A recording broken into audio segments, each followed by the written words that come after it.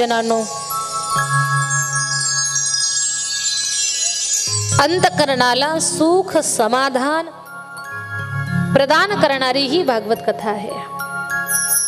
आणि या भागवत कथेनं आपल्या गावामध्ये परिवर्तन होणार आहे। या कथेनं गावामध्ये ज्या काही नको असलेल्या गोष्टी आहेत त्या दूर निघून जाणार आहेत। कारण जिथे भागवताचं येणं आहे तिथे साक्षात माझ्या श्रीकृष्णाचं वास्तव्य आहे।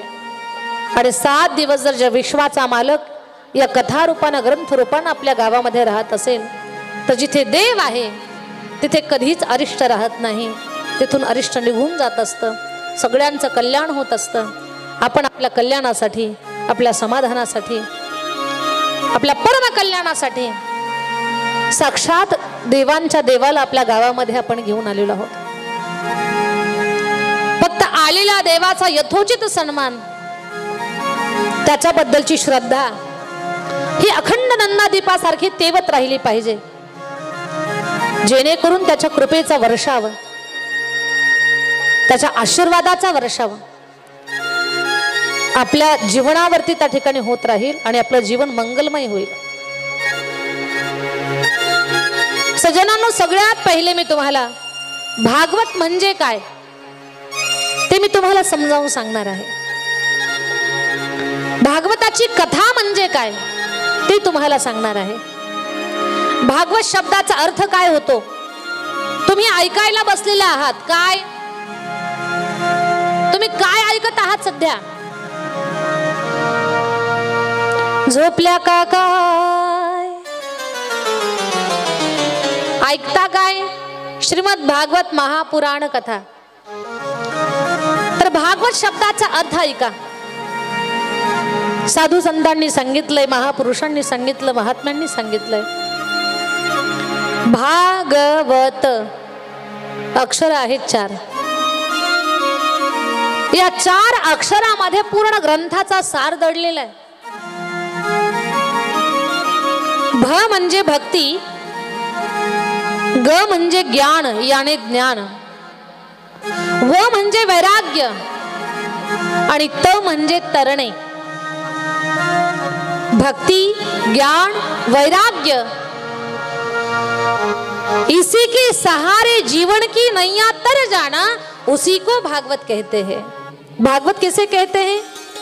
भक्ति, ज्ञान और वैराग्य, इसी के आधारे जीवन की नैया तर जाना, उसी का नाम भागवत है।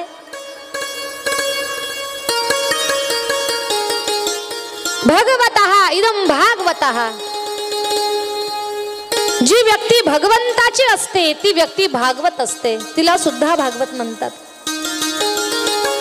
परम पवित्र हे भागवत महापुराण। आणि या महापुराणाची कथा ऐकण्यासाठी सुद्धा सद्भाग्य लागतं। आपण श्रीमद भागवत महापुराणाची कथा ऐकत आहोत। कथा शब्दाची व्याख्या ऐका। तसं तर जोपर्यंत जेव्हापासून आपल्याला समज आलेली आहे, समज आल्यापासून बुद्धी जोपर्यंत साथ देते तोपर्यंत आपण हयातभर कथा ऐकत असतो। मग त्या कुणाच्या चरित्राच्या असतील, कुणाच्या जीवनाच्या असतील, कुणाच्या घरच्या असतील, शत्रू मित्र या सर्वांच्या कथा आपण ऐकतच असतो।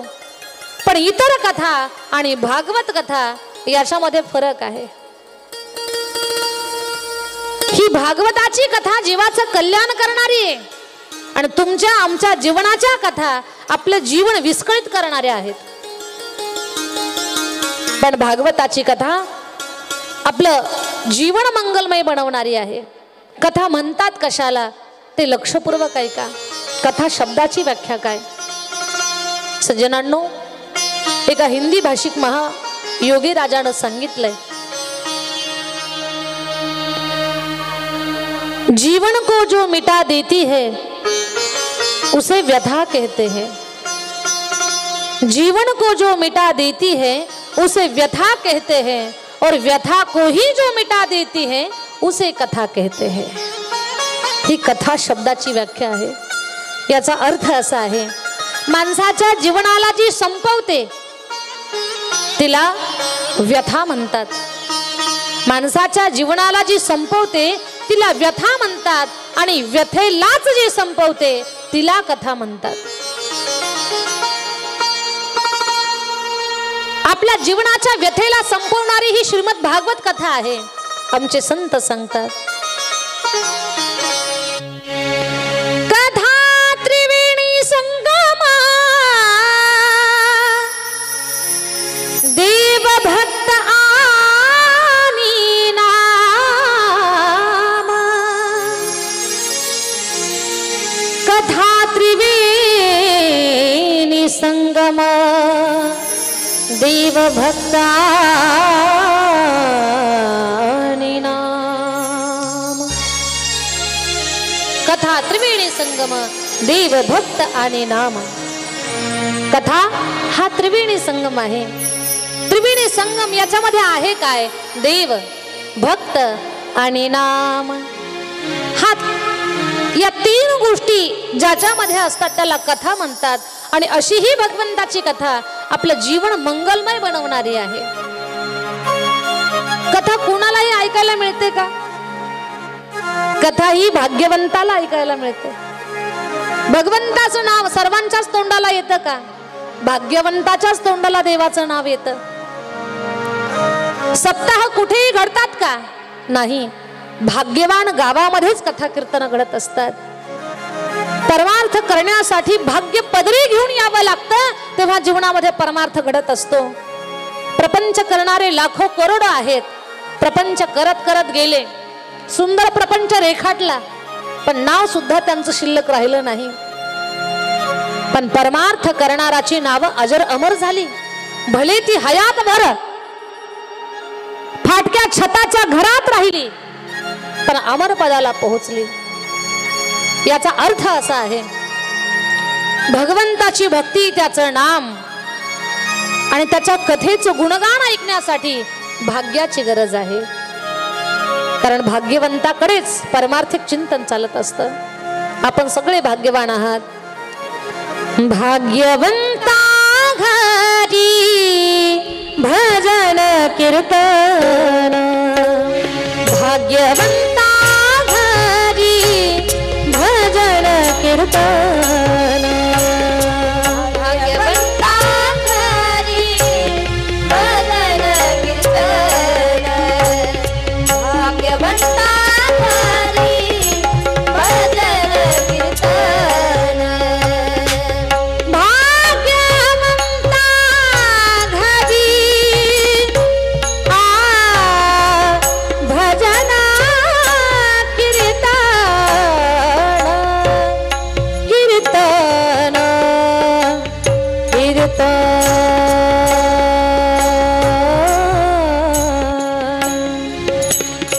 भाग्यवंता घरी भजन कीर्तन.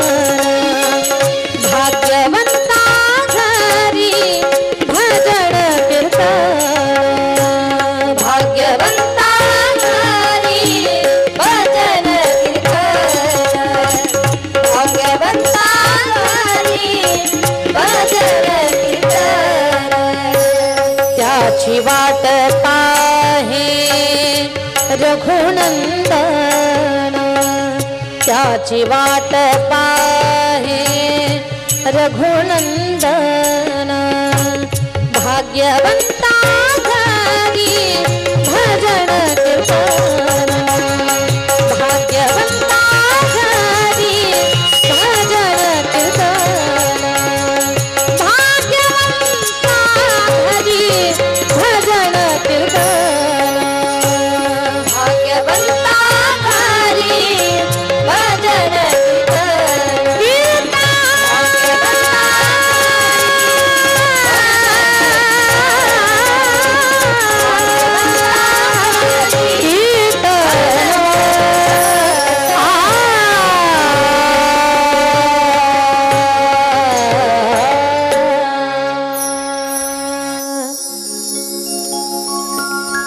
त्याची वाट पाहे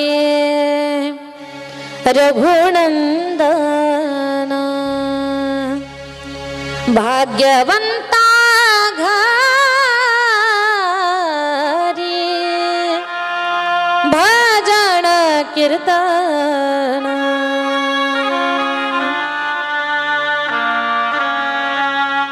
कथा कीर्तन ऐकण्यासाठी भाग्य पाहिजे. काय पाहिजे आपल्याकडे? आपलं भाग्य पाहिजे. आपल्या भाग्याचा उदय झाला पाहिजे. भाग्याचा उदय झाला. दारफळच्या प्रत्येक भाविकाचा, या गावातल्या प्रत्येक व्यक्तीच्या भाग्याचा उदय झाला म्हणून भागवत तुमच्या गावाला आलं. ही भागवत कथा सहजासहजी कुठेही जात नाही. ही गंगा आहे. ही भागवत कथेची ज्ञान गंगा आहे. ऐका दादा, बाबा, काका, आप्पा, नाना, तात्या, आबा, जिजा, भाऊ, सगळेजण ऐका. ही भागवताची गंगा वाहत वाहत आली कुठे? दारफळ नगरीमध्ये. हिच्यामध्ये स्नान करून किती पवित्र व्हायचं हे आपण ठरवायचं. कोणी म्हणत असेल जाऊ उद्या कथेला, अरे दादा उद्या जाऊ म्हणण्यामध्ये उद्या उगवल का नाही कुणाला माहिती नाही. म्हणून आपणच आपल्या भाग्याला घडवायचं असतं परमार्थिक साधनेमध्ये राहून. आता हे 7 दिवस तुमच्यासाठी अनुष्ठानाचे आहेत. हे 7 दिवस तुमच्यासाठी साधनेचे आहेत. हे 7 दिवस तुमच्या तपाचे आहेत. 7 दिवस तुम्ही एका जागेवर बसून कथेच्या काळामध्ये कथा ऐकली तर हे 7 दिवसाचं अनुष्ठान न भूतो न भविष्य ते तुमच्या जीवनामध्ये घडणार आहे. नाहीतरी असा वेळ आपला प्रपंचात चाललेला आहे. परमार्थासाठी वेळ कधी द्यायचा आपण हे ठरवायचं आहे. आणि ही गंगा, ही कथा तुमच्याकडनं तप करून घेण्यासाठी आलेली आहे. फक्त तुम्ही तयार राहा. आयुष्यभर आपण काम करत आलेलो आहोत आणि आपलं आयुष्य कामातच जाणार आहे. पण थोडा वेळ कथेसाठी काढायचा आहे आणि कथा ऐकून कानाची तृप्ती करून घ्यायची आहे, मनाची तृप्ती करून घ्यायची आहे आणि जीवनाचं सार्थक आपल्याला करायचं आहे. म्हणून अतिशय परम पवित्र सुंदर अशी ही श्रीमद भागवत कथा. भागवत म्हणजे काय ते मी तुम्हाला सांगितलं. कथा म्हणावी कशाला तेही मी तुम्हाला सांगितलेलं आहे. आता भागवताच्या पहिल्या श्लोकाचं चिंतन आपल्याला करायचं आहे. भागवताचा पहिला श्लोक, त्याच्यामध्ये भगवान श्रीकृष्ण परमात्माला वंदन केलेलं आहे. श्लोक सर्वांनी ऐकायचा आहे. सच्चिदानंद रूपाय विश्वोत्पत्त्यादि हेतवे तापत्रय विनाशाय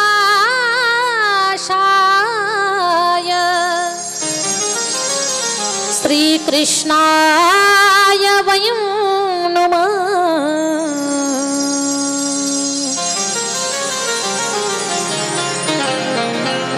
सच्चिदानंद रूपाय विश्वोत्पत्त्यादि हेतवे तापत्रय विनाशाय श्रीकृष्णाय वयं नमः. पहिल्या श्लोकाचा अर्थ असा आहे, माझे भगवान श्रीकृष्ण परमात्मा आहेत कसे? ते सच्चित आनंद रूप आहेत. या विश्वाच्या उत्पत्तीला कारण आहेत. त्रिविध तापाची शांती करणारे आहेत. अशा भगवान श्रीकृष्ण परमात्माला आमचं सादर वंदन आहे, असा या पहिल्या श्लोकाचा अर्थ आहे.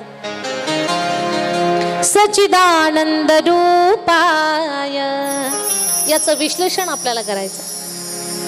भगवान परमात्माचं रूप कसं आहे? सच्चित आनंद रूप आहे. भगवान कसे आहेत? सदरूप आहेत. याचा अर्थ भगवान परमात्माचं रूप मूळ कसं आहे? भगवान सत्य रूप आहे. देव कसा आहे? सत्य आहे. आमच्या साधू संतांनी सांगितलंय, सत्य तू सत्य तू सत्य तू विठ्ठला. सत्य माझा भगवान परमात्मा सत्य स्वरूप आहे. सगळ्यांनी माझ्याकडे लक्ष द्या, जरा माझ्याशी बोला.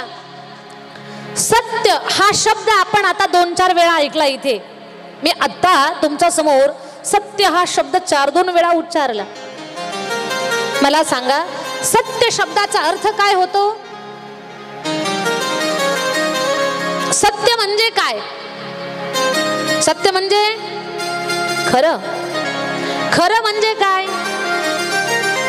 सत्य. सत्य म्हणजे काय? खरं. खरं म्हणजे काय?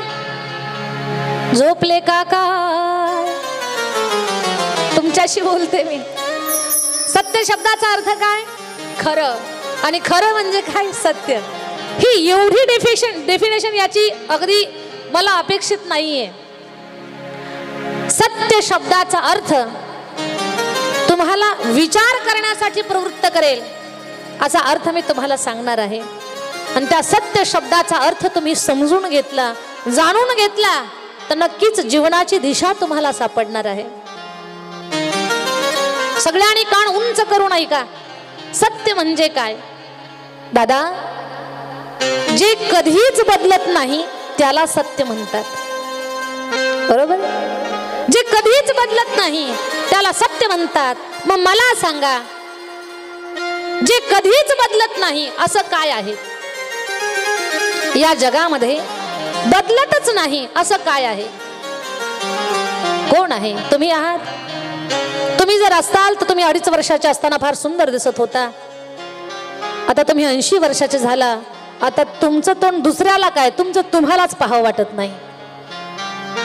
याचा अर्थ तुमच्यात बदल झालाय. आणि जे बदलतंय ते सत्य नाही, ते असत्य आहे, ते मिथ्या आहे, ते खोटं आहे. जे बदलत नाही त्याला सत्य म्हणतात. मग बदललाच नाही असा कोण आहे? कोण आहे तो? युगे 28 विटेवरी उभा. कोण आहे तो? आपण ज्याची आरती गातो. युगे 28 विटेवरी उभा असा असणारा भगवान परमात्मा 28 युग झाली तो विटेवर उभा आहे. आपल्याला महाराष्ट्रात संतांची मांदियाळी जेव्हा पाहायला मिळाली तेव्हापासून त्याची ओळख झाली. नामदेवरायांनी ओळख करून दिली त्याची. पण त्याही अगोदरपासून आहे तो. नामदेवरायांच्या कार्यकालाला 700 वर्ष झाले. याचा अर्थ 700 वर्षापासून तो होता, आता तो आहे. आपण पाहिला, आपल्या आजोबांनी पाहिला, आपल्या पंजोबांनी त्याला पाहिलंय. पंजोबांनी पाहिलेला, आजोबांनी पाहिलेला आपण पाहतोय. आपली मुलं पाहतायत, आपले नातू पाहणार आहेत, आपले पंतू सुद्धा पाहणार आहेत आणि त्याला पाहतच राहणार आहेत. त्याच्यात बदल झालाय का? जसा आजोबांनी पंजोबांनी पाहिला होता तशाच्या तसाच तो आहे. कसा आहे? सुंदर ते ध्यान उभे विटेवरी, सुंदर ते ध्यान उभे विटेवरी, सुंदर ते ध्यान विटेवरी, सुंदर ते ध्यान उभे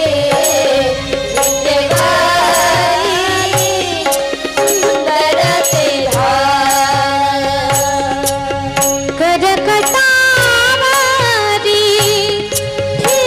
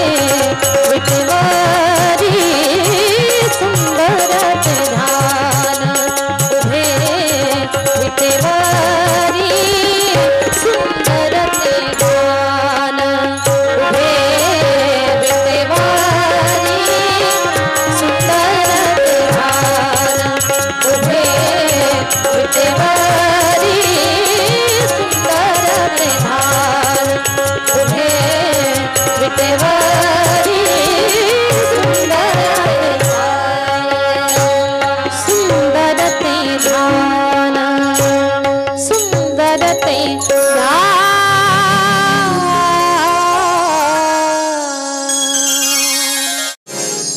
तुळसी हार गळा कासे पितांबर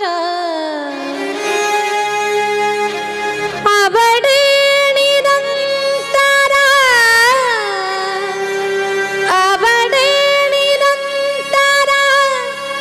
हेची ध्यान सुंदर ते ध्यान।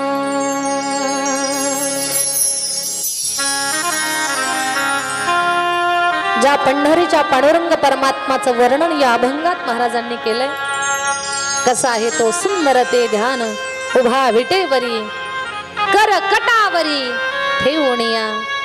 त्याचं वैशिष्ट्य काय आहे? तुळसी हार गळा, गळ्यामध्ये तुळशीचा हार आहे, कासे पितांबर आवडे निरंतर हेचे ध्यान। मकर कुंडले, कानामध्ये मासोळी आहे, तळपती श्रवणी कंठी कौस्तुभमणी विराजित। त्या देवात बदल झालाय का?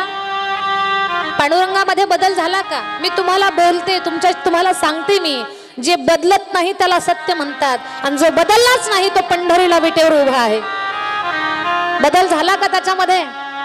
दारफळकर सांगा जरा मला, तो बदललाय का? कमरेवरचे हात त्यानं एक डोक्यावर एक खाली असा ठेवलाय का? पाय त्याचे समांतर आहेत, पायाची अडी घातली का? बदल झाला त्याच्यामध्ये? तो बदलला नाही, तो बदलणार नाही, आणि जे बदलत नाही ते सत्य आहे। याचा अर्थ या पूर्ण अखिल विश्वामध्ये न बदलणारा सत्य कोण आहे? तर केवळ माझा भगवान परमात्मा, बाकी सर्व मिथ्या आहे दादा। तो बदलत नाही, तो एकमेव तो सत्य आहे, म्हणजे देव सत्य आहे, ईश्वर सत्य आहे, बाकी सर्व जगत मिथ्या आहे। बाकी सर्व काय आहे? सर्व बदलणारं आहे, मिथ्या आहे, खोटं आहे। आपल्यावरनं घ्या, मी मगाशी बोलताना सांगितलं तुम्हाला, 2-2.5 वर्षाचे असताना काय सुंदर दिसतो आपण, कापसासारखे गोरे गोरे पांढरे शुभ्र असतो, बाळसेदार राहतो, सफरचंदासारखे गाल असतात आपले, पाणीदार डोळे, कोवळे केस, गुबगुबीत शरीर असतं, असं गोड दिसतो, गोंडस दिसतो आपण लहान असताना, आणि त्या गोंडस बाळाला पाहिलं की असं वाटतं पटकन उचलावं आणि त्याचा पापा घ्यावा, वाटतो की नाही? 2-2.5 वर्षाच्या सुंदर बालकाचा पापा घ्यावा वाटतो की नाही? वाटतो ना? 80 वर्षाच्या आजोबाचा घ्यावा वाटतो का? 2 वर्षाच्या लेकराचा घ्यावा असा वाटतो, 80 वर्षाच्या आजोबाचा घ्यावा असा वाटत नाही का? बदल झाला, बदल। 2-2.5 वर्षाचे असताना जे सौंदर्य आपल्याकडे असतं ते सौंदर्य 80 वर्षाचे आपण जेव्हा होतो तेव्हा राहत नाही। याचा अर्थ आपल्यामध्ये बदल झालेला आहे, आणि जे बदलतंय ते खरं नाही, ते काय आहे? खोटं आहे, ते मिथ्या आहे, ते असत्य आहे। 150 वर्षापूर्वी या गावात होता का तुम्ही? ओ दारफळकर, 200 वर्षापूर्वी या गावात होता का तुम्ही? नवीन कपडे, कडक टोपी घालून, डोळ्याला चष्मा लावून होते का तुम्ही 200 वर्षापूर्वी? नाही, आता आहात। आणखी 300 वर्षांनी जय हरी बसा कथा ऐकायला, असं होणार आहे का? 300 वर्षानंतर? 200 वर्षापूर्वी तुम्ही नव्हते, 300 वर्षानंतर सुद्धा तुम्ही, तुमच्या तोंडानं सांगा, मी काही बोलणार नाही, 300 वर्षानंतर तुम्ही इथे असणार नाही ना? हे पटतंय ना? मग 7 दिवस कथेला द्यायचे। 300 वर्षानंतर आपण इथे नसणार आहे, याचा अर्थ हे सगळं काय आहे? हे खोटं आहे, आणि खोट्यामध्ये आपण स्वतःला बांधून घेतलंय।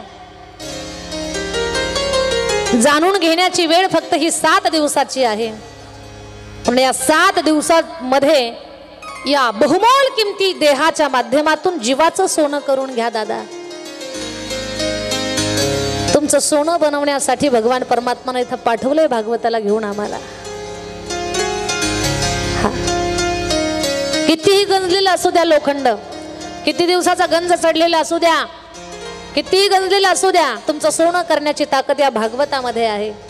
फक्त तुम्ही इथे आलो पाहिजे, तुमचं सोनं झाल्याशिवाय राहणार नाही. मी तुमच्याशी बोलत आहे, मी तुम्हाला सांगत आहे, मी सांगते तुम्हाला. काय सांगत आहे तर एक भगवान परमात्मा सत्य आहे, बाकी सर्व मिथ्या आहे, खोट आहे. या जगामध्ये जेवढ्या काही वस्तू निर्माण झालेल्या आहेत त्या सर्व वस्तू नाशवान आहेत, नाशिवंत आहेत. फक्त एक भगवान परमात्मा सत्य आहे. सत्य हे ईश्वराचं स्वरूप आहे. सतचित म्हणजे जो ज्योतिरूप आहे, जो आपल्यामध्ये ज्योतिरूपानं आपल्याकडनं कार्य करून घेतो, या शरीराला चालवतो, या शरीराला ऊर्जा देतो, प्रत्येक जीवाला चालवणारा असा असणारा भगवान परमात्मा ज्योतिरूपानं आहे. आणि माझा भगवान परमात्मा आनंद रूप आहे. ही ईश्वराची 3 रूप, सतचित आनंद. देव कसा आहे? आनंद रूप आहे. त्याच्या संबंधात असलेल्या प्रत्येक गोष्टीपासून सुद्धा आनंदच मिळतो माणसाला. कथा ही ईश्वराशी संबंधित आहे. मग याच्यातून तुम्हाला आनंद झाला ना? किती आनंदात होतात तुम्ही? किती रांगोळ्या काढल्या, किती फुलं उधळली, मोर सुद्धा नाचायला आणले होते, किती स्वागत होतं सुंदर. टाळ मृदंगाचा नाद चालू होता, गावात प्रदक्षिणा फिरत होती, देवदेवतांच्या मंदिरामध्ये जाऊन आशीर्वाद घेतल्या जात होते. प्रत्येकाच्या मनामध्ये आनंद होता. हा आनंद किती कोटी रुपये ओतल्यानंतर मिळेल तुम्हाला? दादा, या आनंदाचं मोजमाप पैशात करता येणार नाही. एवढा अलौकिक दिव्य आनंद आपल्याला मिळाला. कशामुळे मिळाला? भागवतामुळे. भागवतात कुणाची कथा आहे? तुमची का माझी? तुमची नाही, माझी नाही. माझ्या भगवान परमात्माचं चरित्र त्यामध्ये आहे. म्हणजे ईश्वराशी संबंधित प्रत्येक गोष्ट ही जीवाला आनंद देणारी आहे. फाटक्या झोपड्यामध्ये गळ्यात टाळ घेऊन भजन करा, आनंदित जीवन जगाल तुम्ही. 25 लाख रुपयाचा बंगला आहे, पण त्या बंगल्यामध्ये जर भजन नसेल तर तिथे समाधान मिळणार नाही. तिथे आनंद त्या ठिकाणी अखंड राहणार नाही. आनंद कुठे राहील? तुटक्या फाटक्या झोपड्यात राहील. पण त्या फाटक्या झोपड्यामध्ये टाळ वाजला पाहिजे, त्या झोपड्यामध्ये ज्ञानेश्वरीचं पारायण झालं पाहिजे, त्या झोपड्यामध्ये हरिपाठ झाला पाहिजे. का? ईश्वराच्या संबंधातली प्रत्येक गोष्ट आनंद देणारी आहे. आमचे संत म्हणतात, किती आनंदी आनंद, किती आनंदी आनंद या झोपडीत माझा, या झोपडीत माझा, या झोपडीत माझा. किती आनंदी आनंद, किती आनंदी आनंद, किती आनंदी आनंद या झोपडीत माझा, या झोपडीत माझा.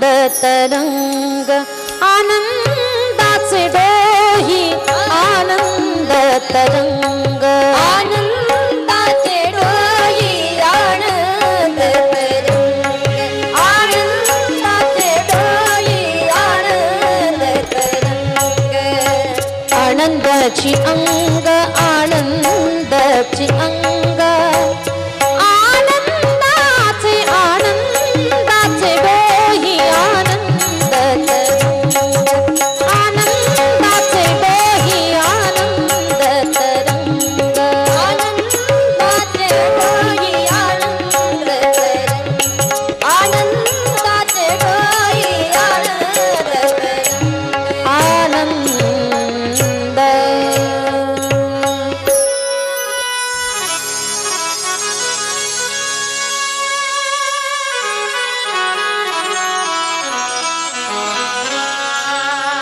ज्या गोष्टीचा संबंध माझ्या ईश्वराशी आहे ती प्रत्येक गोष्ट आनंदाची आहे का माझा भगवान आनंदाचा कंद आहे त्याचं स्वरूप आहे आनंद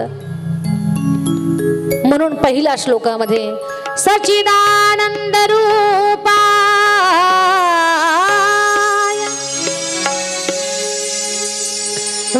विश्वोत्पत्त्यादि हेतवे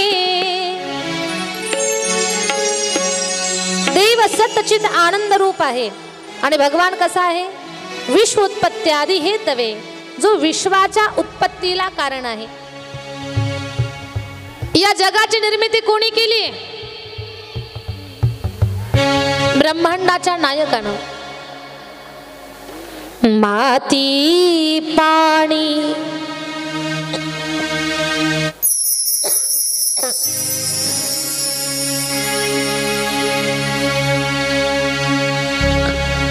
माती पाणी उजेड वारा तूच मिसळसी सर्व पसारा आभाळ चमग ए आकारा तुझ्या घटाच्या उतरंडीला नसे अंत ना तू वेडा कुंभार विठ्ठला तू वेडा कुंभार विठ्ठला तू वेडा कुंभार विठ्ठला तू वेडा कुंभार विठ्ठला तू वेडा कुंभार विठ्ठला तू वेडा कुंभार फिरत्याचा कावरती देशी फिरत्याचा कावरती देशी मातीला आकार विठ्ठला तू वेडा कुंभार विठ्ठला तू वेडा कुंभार विठ्ठला तू वेडा कुंभार विठ्ठला तू वेडा कुंभार विठ्ठला तू वेडा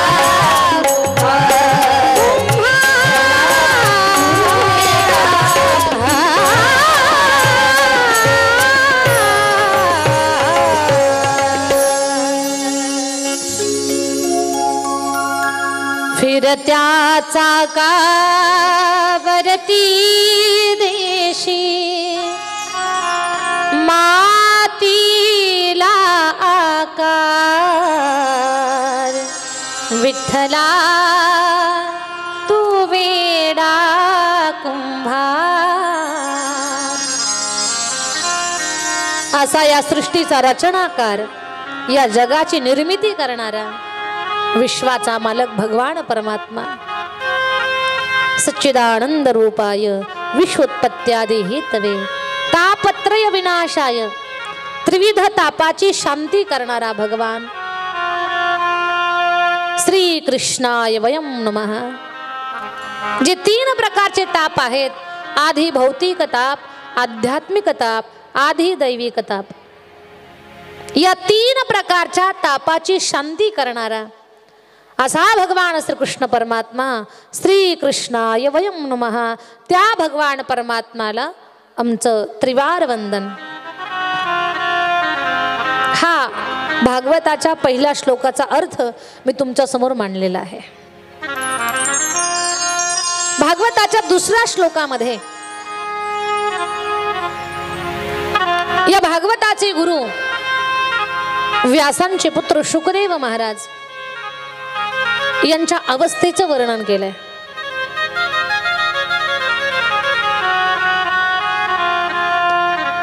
यम प्रव्रजन्तमनुपेतमपेत कृत्यं द्वैपायनो विरह कातर आजुहाव पुत्रेति तन्मयतया तरुभिनेदो स्तं सर्वभूतहृदयं मुनिमानतोऽस्मि.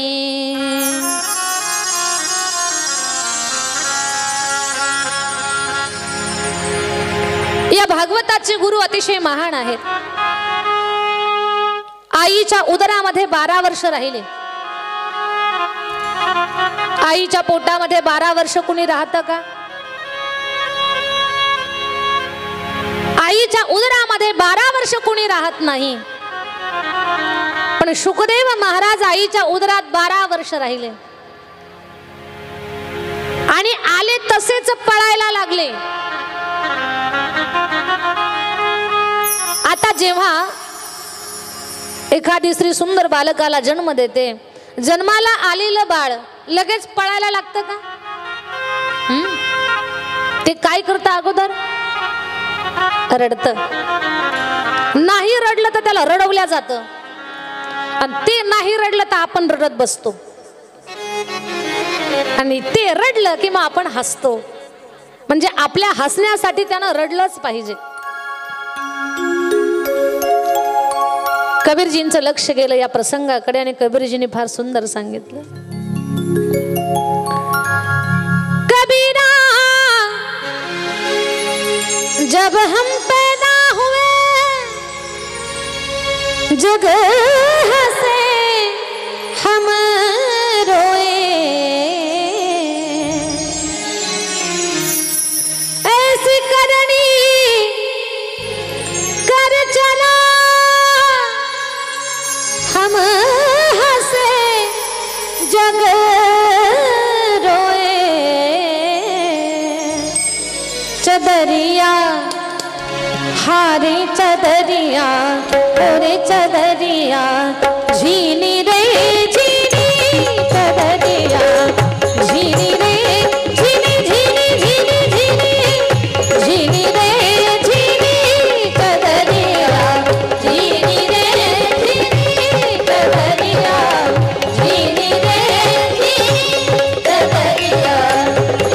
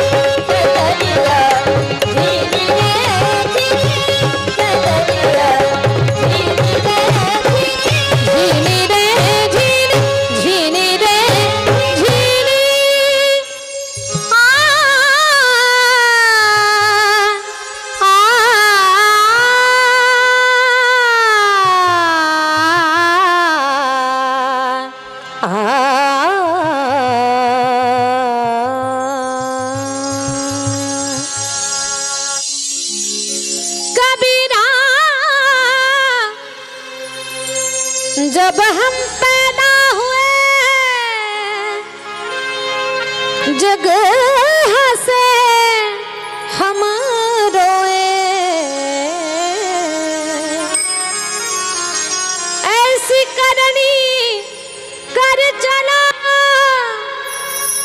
हम हंसे जग रोए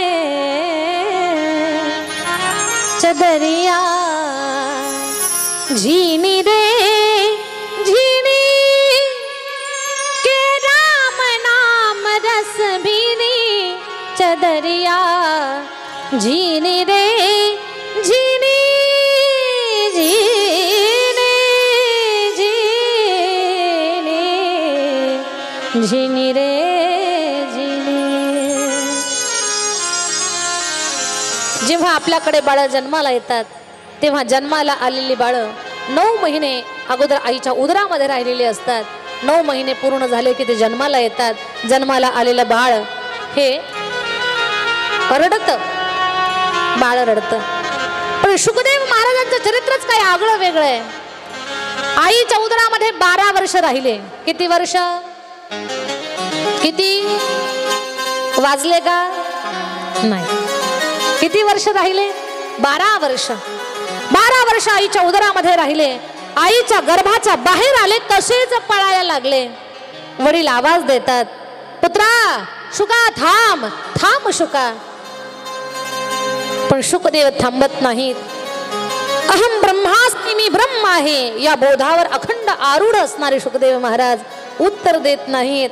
तर शुकदेवांची ती अवस्था पाहून अधिकारी व्यासांना वृक्षच ओ देतात। बाबा बोला ना, ओ बाबा। हे वृक्ष बोलतात, असा ज्यांचा महिमा ते या ग्रंथाचे गुरु आहेत शुकदेव महाराज। या शुकदेवांचं चरित्र फार सुंदर आहे, आगळं वेगळं आहे। शुकदेव महाराजांचं चरित्र सांगते, लक्षपूर्वक ऐका।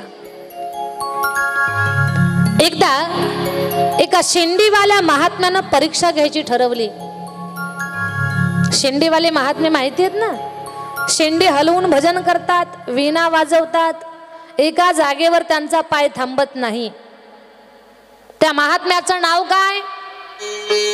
जाईल तिथे कळ लावतात। नाव त्यांचं नारदजी। भेट झाली का तुमची? नाही। आम्ही ग्रंथात वाचलंय, त्यांना पुराणामध्ये ऐकलंय, आमची भेट झालेली नाही। पण जाईल तिथे काहीतरी पेटवतात, आग लावतात। पण त्यांच्या कळ लावण्यानं, त्यांच्या पेटवण्यानं सुद्धा जगाचं कल्याण होतंय। पण आपण जर कोणाची कळ लावली तर चांगलं काम विस्कळीत होतंय। शेंडीवाले महात्मे नारदजी अखंड भजन करतात। नारायण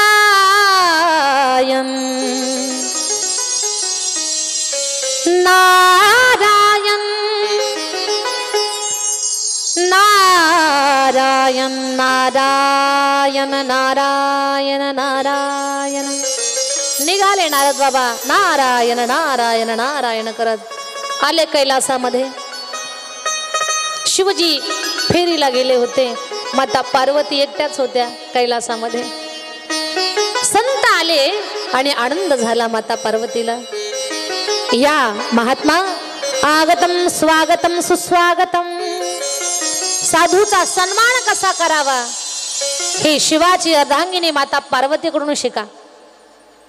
संत घराला आले त्यांचं पाद्यपूजन करावं, त्यांना कुमकुम तिलक करावा, गंध अक्षदा अर्पण कराव्यात, पुष्पहार गळ्यामध्ये घालावा आणि शुद्ध अंतःकरणानं नम्रतेनं विनम्रतेनं हात जोडावे आणि त्यांचं दर्शन घेत असताना आपला माथा त्यांच्या चरणावर टेकला पाहिजे। असं दर्शन साधू संताचं घेतलं पाहिजे। कसं घेतलं पाहिजे? हा माथा संतांच्या चरणावर टेकला पाहिजे। देवाचं आणि संताचं दर्शन घेताना असं नकोय, हा माथा देव संताच्या चरणावरती टेकला पाहिजे। का? कारण आहे त्याच्या पाठीमागे।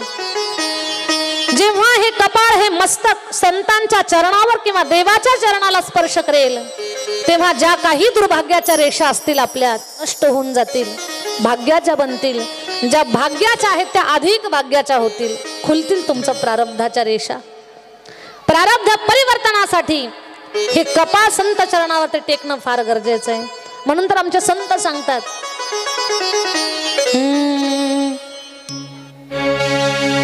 मस्तक हे पायावरी,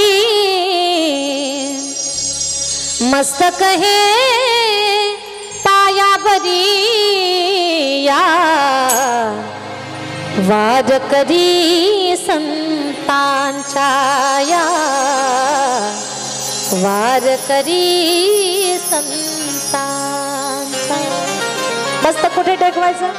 संतांच्या चरणावर. आता लोकांना लाज वाटते बरं का, दादा बाबा काका आप्पा भाऊ नाना तात्या आबा जिजा आत्याबाई काकीबाई मावशीबाई लक्ष द्या माझ्याकडे. आता लोकांना लाज वाटते.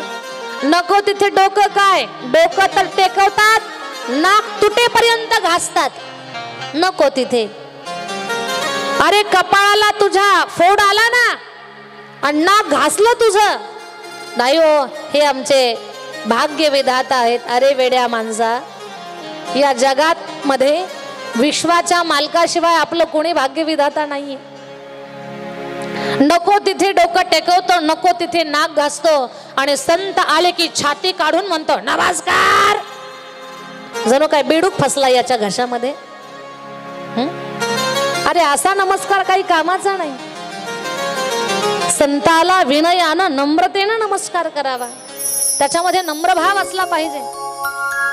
संताच्या चरणावर मस्तक टेकवलं पाहिजे दादा. आपल्या कल्याणासाठी, आपल्या स्वतःचा स्वार्थ साधून घेण्यासाठी का असेना संताच्या चरणाला माथा टेकवावा आपण. माता पार्वतीनं गुरुजींचं सुंदर स्वागत केलं. या गुरुजी, किती दिवस झाले तुम्ही आलेच नाही कैलासामध्ये, माझं लग्न झाल्यापासून तुमची भेट नाही. नारदजी म्हणतात पार्वती माता, मी त्रैलोक्यात भ्रमण करणारा महात्मा आणि खूप फिरल्यामुळे इकडे यायला वेळ मिळाला नाही. तुमचं लग्न झाल्यापासून आलोच नाही. आणि मग आता मी तुम्हाला म्हटलं सहज जाऊन भेटून यावं. माता पार्वती कशा आहेत, आपला प्रपंच संसार सुखाचा चालला का नाही, त्या सगळ्या गोष्टींची चौकशी करण्यासाठी आलो. कारण जुळवताना मीच होतो. शिव पार्वतीचं लग्न जुळवताना कोण होतं, कुणी जुळवलं? हे शेंडीवाल्या महात्म्यानं. जुळवताना होतो म्हणे मी, तेव्हापासून परत भेटच नाही. लग्नात खूप गोंधळ झाला म्हणून मला शीण आल्यासारखा झाला होता. खूप फिरलो, आता आलो मी तुमच्याकडे. कशा आहात, बऱ्या आहात का? हो गुरुदेव, मी खूप छान आहे. बरं शिवजी, तेही खूप छान आहे. आणि माता पार्वती अंतःकरणातले भाव सांगायला लागल्या. काय सांगू तुम्हाला महात्मा नारदजी, शंकरासारखा पती मला माझ्या जीवनामध्ये मिळाला आणि माझं जीवन धन्य झालं.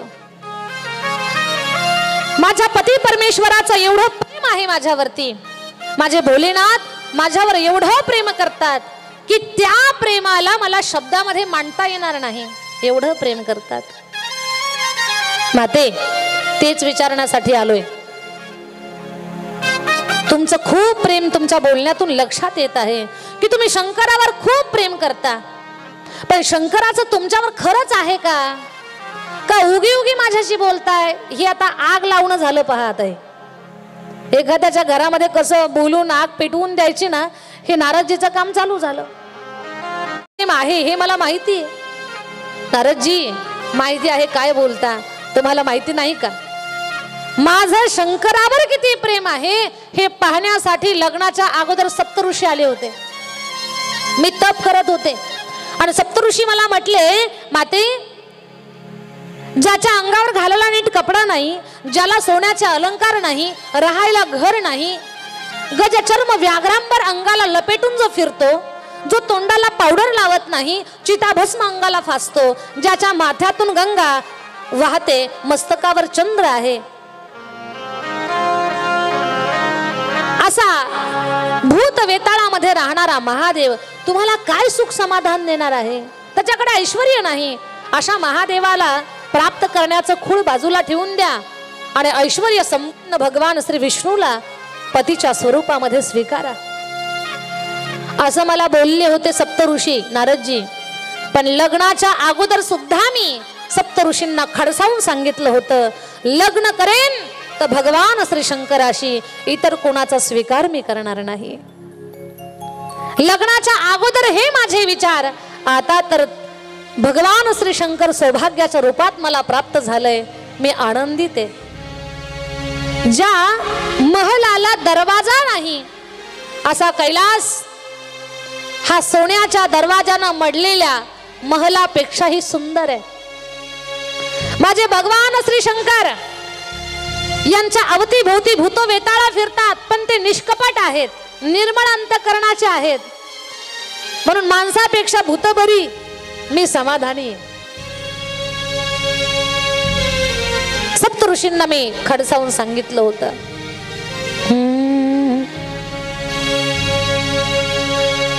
मैं तो शिव की पुजारन बनूंगी, मैं तो शिव की पुजारन बनूंगी, अपने भोले की जोगन बनूंगी, अपने भोले की जोगन बनूंगी, अपने भोले की जोगन बनूंगी. मैं तो शिव की पुजारन बनूंगी, मैं तो शिव की पुजारन बनूंगी, अपने भोले की जोगन बनूंगी, अपने भोले की जोगन बनूंगी, अपने भोले की जोगन बनूंगी. मैं तो पहनूंगी जो बन का चोला, मैं तो पहनूंगी जो बन का चोला, मोहि पारस महादेव भोला, मोहि पारस महादेव भोला, चरण छूकर मैं वंदन करूंगी, चरण छूकर मैं वंदन करूंगी. हाँ, अपने भोले की जोगन बनूंगी, अपने भोले की जोगन बनूंगी, अपने भोले की जोगन बनूंगी. मैं तो शिव की पुजारन बनूंगी, मैं तो शिव की पुजारन बनूंगी, अपने भोले की जोगन बनूंगी, अपने भोले की जोगन बनूंगी, अपने भोले की जोगन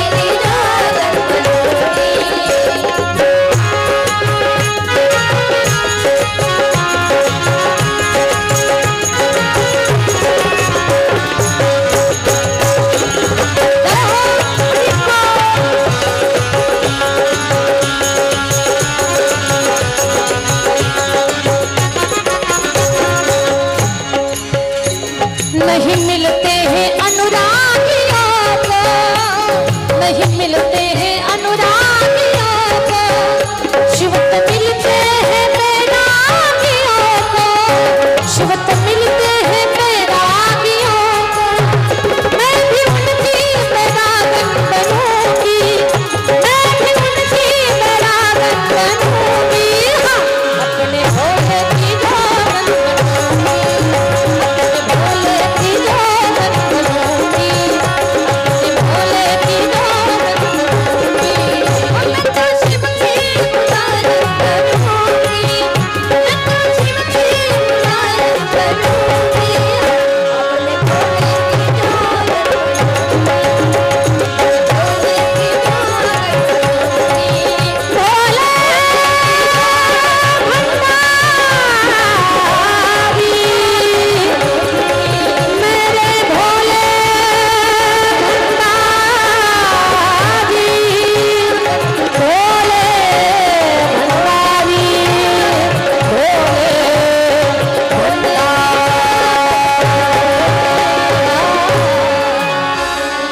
उमापति महादेव की जय. मैं तो शिव की पुजारन बनूंगी, अपने भोले की जोगन बनूंगी, अपने भोले की जोगन बनूंगी. माता पार्वती सांगतात, नारद बाबा, लग्नाच्या अगोदरही माझे विचार होते, आता तर प्रत्यक्षात शंकराचं प्रेम मला मिळालंय, मी खूप आनंदी आहे. शिवजी माझ्यावर एवढं प्रेम करतात की या भोळ्या महादेवानं त्यांच्या अर्ध्या शरीरामध्ये मला जागा दिली, आणि हा सगळ्या देवांचा देव महादेव अर्धनारी नटेश्वर झाला. नारदजी एवढ्यावर थांबले नाही, म्हणे माते मला माहिती आहे तुमचं खूप प्रेम आहे, पण शंकराचं आहे का तुमच्यावर? शिवजीचं हो खूप प्रेम आहे माझ्यावरती आणि सगळं सांगतात का तुम्हाला? एक अक्षर सुद्धा लपवत नाहीत, सगळं सांगतात. म्हणे ते डमरू कशामुळे हातात? हो सांगितलंय. व्याघ्र चर्म का गुंडाळलं? हो ते पण माहिती आहे. चिताभस्म अंगाला का लावतात? हो ते पण माहिती आहे. माथ्यावरचा चंद्र कारण माहिती आहे. गळ्यातला साप कारण माहिती आहे.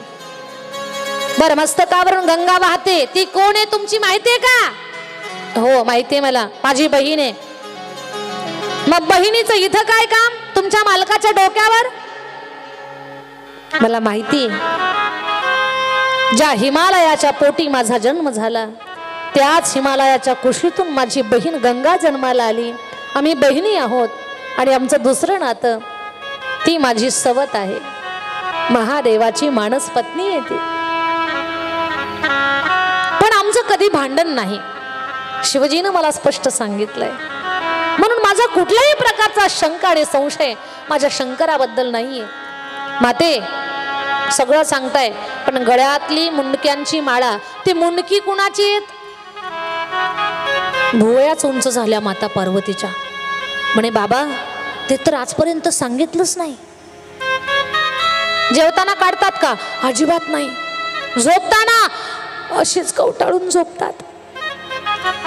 4 शहाण्या माणसात गेल्यावर, देवदेवतावर गेल्यानंतर लॉकेट वगैरे घालून जातात का? ते घरी अडकवून ठेवतात का खुंटीला? अजिबात नाही, तेच गळ्यात ठेवतात. मग मलाही तेच म्हणायचंय, जे मुंडक्यांची माळा शिवजी गळ्यात घालून फिरतात त्यांना लाज वाटत नाही गळ्यामध्ये घातल्यानंतर. जेवताना गळ्यात असते, झोपताना गळ्यात असते, ध्यान लावताना गळ्यामध्ये असते. मग ती मुंडकी कुणाची आहेत की एवढी शिवजीला प्रिय आहेत? ब्रह्मसभेमध्ये जाताना तुम्हाला बरोबर घेऊन जातात का? म्हणे नाही, गळ्यातली मुंडक्यांची माळ घेऊन जातात. तेच कारण आहे. ते जर तुम्हाला सांगितलं ही मुंडकी कुणाची आहे तर समजायचं शंकराचं तुमच्यावर प्रेम आहे. आणि जर सांगितलं नाही तर सगळं खोटं खोटं आहे. पेटवली मशाल. आई येऊ का? आता थोडी घाई आहे. या तुम्ही गुरुजी. मला कळालंच नाही आजपर्यंत. नाही रडू नका, विचारून घ्या, भोलेनाथ सांगतील तुम्हाला, काही अडचण नाही. आणि नारदजींनी काढता पाय घेतला, निघून गेले बाहेर. आता इकडे या टेन्शन मध्ये चक्रा मारत होत्या कैलासामध्ये. गेटवर जायच्या पुन्हा वापस यायच्या, गेटवर जायच्या पुन्हा वापस यायच्या. तेवढ्यात शिवजी आले. अलख निरंजन, अलख. अलखचा एल्गार केला, पण आज पार्वती माता आल्याच नाही. गाल फुगले. तुम पार्वती, ए पार्वती. आवाज येई ना. शिवजीला वाटलं हळदी कुंकवाला गेली असेल कुठे. आतमध्ये आले. पार्वती अगं असं माझ्याकडे पाठ करून का उभी आहे? बोलू नका मला. पहाडासारखा धिप्पाड पती, त्याला जर जिरी साणायचं असेल तर आम्हाला शिकवण्याची गरज नाही. आमच्याकडे एक मंत्र आहे, रुसणे. आम्ही जर रुसलो तर हत्ती सारखा पुरुष सुद्धा मांजरी सारखा बारीक होईल. हे मी दारफळ मधला अजिबात काही सांगत नाही, हे आमच्या तिकडचं सांगते. का रुसणं हे एवढं मोठं शस्त्र आहे आमच्या हातातलं. फक्त गाल फुगवायचे, मग ते आतमध्ये काही भरलेलं असू द्या. गाल फुगले की यांचे गाल चोपल्या जातात. पार्वती रुसली का? तू झालं काय? तुला बोलू नका मला. अगं काय झालं? आज मला खरं खरं बोला. पार्वती आजपर्यंत जे बोललो ते खरंच बोललो, खोटं बोललोच नाही ग. शिवजी मला सगळं सांगितलं तुम्ही, पण तुमच्या गळ्यामध्ये ती मुंडक्यांची माळा कुणाची आहे, ती मुंडकी कुणाची आहे ते का सांगितलं नाही? अरे पार्वती विसरूनच गेलो, सांगेन कधीतरी. नाही नाही आत्ताच सांगावं लागेल. पार्वती तुझ्या प्रत्येक प्रश्नाचं उत्तर देतो, पण मला माझ्या एका प्रश्नाचं अगोदर उत्तर दे. शिवजी विचार करतात, माझ्या गळ्यातल्या मुंडक्यांची माळा ही लग्न झाल्यापासून पाहते अजूनपर्यंत तिने विचारलं नाही, आजच हा प्रश्न का विचारला? आपल्या कैलासात कुणी येऊन तर गेलं नसेल. म्हणून शिवजी म्हणतात, पार्वती मी जेव्हा फेरीला गेलो होतो तेव्हा कैलासात कुणी आलं होतं का? हो, माझे गुरुजी आले होते. गुरुजी आले होते म्हणजे काहीतरी आग लावून गेले. पाहू आता ती आग विझवण्याचं काम करू. पार्वती, मुंडक्यांची माळा कुणाची विचारायचं ना तुला? हा शिवजी सांगावं लागेल तुम्हाला, ही माळा कुणाची आहे ते सांगा. पार्वती कान उंच करून ऐक. ही मुंडक्यांची माळा, माझ्या गळ्यामध्ये जी मुंडकी जी कवठी आहे ना पार्वती, ही प्रत्येक कवठी तुझीच आहे. माझी? अवाक झाली माता पार्वती. माझी कशी स्वामी? पार्वती मी अजन्म आहे, मला मरण नाही. तुझे कित्येक जन्म झाले, तू कधी अपर्णा झाली, कधी गौरी झाली, कधी उमा झाली, कधी माहेश्वरी झाली, कधी काली झाली, कधी कात्यायनी झाली, कधी सती झाली आणि माझ्यापासून दूर गेली पार्वती प्रसंगा प्रसंगानं. तुझा वियोग मला सहन नाही ग झाला. आणि जेव्हा जेव्हा तुझा वियोग पार्वती मला सहन झाला नाही, तुझ्या वियोगाच्या शोकामध्ये खूप रडलो ग मी. त्या वियोग अग्नीमध्ये मी जळालो पार्वती. मी अजन्मा महादेव, तुझा वियोग सहन होत नव्हता. अगं किती रात्री मी स्मशानात काढल्या असतील तुला माहिती नाही पार्वती. तुझा वियोग सहन न झाल्या कारणानं मी तुझ्या त्या प्रेताची कवठी काढून घ्यावी, या माळेत गुंफावी पार्वती. ही कवठ्यांची माळ माझ्या गळ्यात असली ना पार्वती, तूच माझ्या जवळ आहेस असं वाटतं ग मला. म्हणून पार्वती ही माळा तुझ्या कवठ्यांची. शांत झाली माता पार्वती. शिवजी एवढं प्रेम करता माझ्यावर? हा पार्वती, मी शब्दात नाही सांगू शकत एवढं प्रेम तुझ्यावरती करतो. अगं जगातला असा कोणता पुरुष आहे मला सांग की जो मेलेल्या पत्नीची कवठी गळ्यात घालून फिरतोय? आहे कुणी दारफळ मध्ये? खूप प्रेम आहे आमचं पत्नीवर, आमच्या खूप प्रेम आहे. आणि प्रेमाच्या ओघात पत्नीची कवठी घेतली गळ्यामध्ये घातली लॉकेट सारखी. हे जमेल का आपल्याला? इतिहासात कुणी केले का भूतकाळामध्ये? आणि भविष्यात कुणी करेल का मला सांगा? हे करणारा एकच आहे, पत्नीवर नितांत प्रेम करणारा पती, त्याचं नाव आहे महादेव. भगवान श्री शंकर सांगतात पार्वतीला, पार्वती ही माळा तुझीच आहे. माता पार्वती चकित झाल्या. स्वामी मलाही तुमच्यासारखं अजन्म व्हायचंय, काय करावं लागेल? मला एक अमर कथेचं चिंतन करावं लागेल. मग मला कथा सांगा. चल पार्वती, निर्जन स्थानावर जावं लागेल. तिथे एकही जिवंत जीवन असला पाहिजे. तिथे मी गुरु, तू माझी शिष्या. एक गुरु एक शिष्य परंपरा जपण्याच्या उद्देशानं शिव पार्वती निघाले. कुठे? अमरनाथ या क्षेत्री, जिथे बर्फाशिवाय दुसरं काही नाही. एकही जिवंत जीवन असला पाहिजे. पार्वतीचा सिंह खाली ठेवला, महादेवाचा नंदी खाली सोडला, गळ्यातला सर्प काढून ठेवला, कर्णातली विंचवाची कुंडल बाजूला काढली, माथ्यावरचा चंद्र मस्तकावरची गंगा सोडली. एक ते शिव, एक ते पार्वती, एकही जिवंत जीव बरोबर नाही. आणि बर्फील्या गुफेमध्ये जाऊन बसले. पार्वतीला सांगितलं, पार्वती आता तुला दिव्य ज्ञान देतोय, ते ज्ञान तू ऐक. पण हे ज्ञान ऐकत असताना तुला झोप लागेल. झोपणं काही कामाचं नाही. जर मी कथा सांगत असताना तू झोपली आणि व्यवस्थित ऐकलं नाही तर यज्ञामध्ये खंडन येईल, खंडन होईल आणि यज्ञ पूर्ण होणार नाही. माता पार्वती म्हटलं, तुम्ही निश्चिंत राहा, मी ऐकण्याचं काम करते. आता शिवजी सुंदर ज्ञान सांगणार आहेत, ते भागवताचं परमगुह्य सांगणार आहेत. पण पुढे घडतं काय आणि या ग्रंथाच्या गुरुची निर्मिती होते कशी हे मी तुम्हाला सांगणार आहे.